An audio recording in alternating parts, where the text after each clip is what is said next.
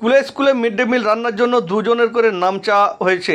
এমন ঘটনা চাওয়ার হতেই জেলা জুড়ে তীব্র আন্দোলনে নেমেছে স্বনির্ভর গোষ্ঠীর মহিলারা। তারা জানিয়েছেন দীর্ঘদিন ধরে তারা স্কুলগুলিতে রান্না করে এলেও সম্প্রতি দুজনের নাম চাওয়া হয়েছে কেন।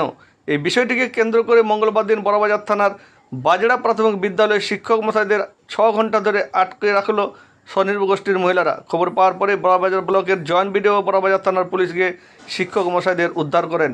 একই পরিস্থিতি তৈরি হয়েছে পাড়া থানার আনাড়ার দুটি স্কুলেও।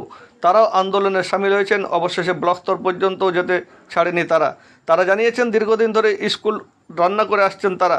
হঠাৎ করে দুজনের নাম কেন এবং দুজনের নাম নেওয়া হলেও সেটি পদ্ধতিগতভাবে নেওয়া হচ্ছে না কেন, যেমন খুশি নাম জমা করার পিছনে কী উদ্দেশ্য রয়েছে, বিষয়টি নিয়ে তারা প্রশাসনের দ্বারস্থ হচ্ছেন। তবে স্কুল কর্তৃপক্ষ এ বিষয়ে কোনো সদুত্তর দিতে পারেননি। তারা জানিয়েছেন বিষয়টি সম্পূর্ণ ব্লকের অধীনে রয়েছে।